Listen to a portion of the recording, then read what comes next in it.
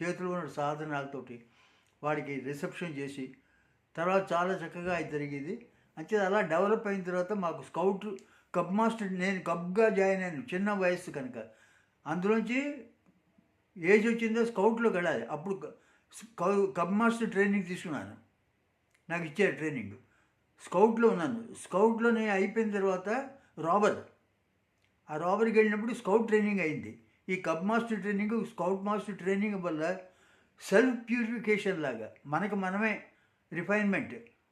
పెద్దవాడు వచ్చినప్పుడు ఎలా మాట్లాడాలి, ఇంట్లో ఎలా కండక్ట్ చేసుకోవాలి, పిల్లలతో ఎలా మాట్లాడాలి, ఎలాగ అందరినీ ప్రేమగా చూసుకోవాలి, ఇవన్నీ కూడా ఉగ్గుపాలతో నేర్పిన విద్యలాగా అయిపోయింది అనమాట.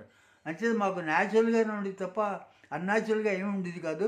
సో అంతే మాకు గైడ్ చేసిన మా పెద్దవాళ్ళందరినీ కూడా తలుచుకుంటాను అనమాట. ఎప్పుడు ఆ స్కౌట్ మూమెంట్ ఉండడం వల్ల ఈ మాత్రం మేము డిసిప్లిన్లో ఉన్నాం. లేకపోతే రిఫ్రాఫ్లో తిరగడం, అల్లరి గుట్టుగా ఉండడం, ఇంట్లో చిన్న చిన్న దొంగతనాలు చేయడం, ఇలాంటివి ఏమైనా అబ్బలేదు మాకు.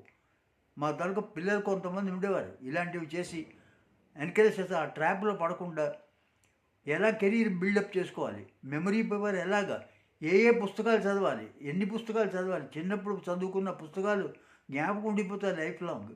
ఇవన్నీ కూడా మాకు ట్రైనింగ్లో చెప్పేవారు కనుక మాకు చాలా హ్యాపీగా ఫీల్ అయ్యి మేము ఒక స్థాయిలోనే చెప్పుకోదగిన రీతిలోని ఉండగలిగాం. కుటుంబంలో కూడా మంచి రెస్పెక్ట్ సంపాదించుకున్నాం. అందరూ కూడా వస్తే బాగుండు వీళ్ళు అన్నట్టుగా ఉండేవాళ్ళన్నమాట. అది థ్యాంక్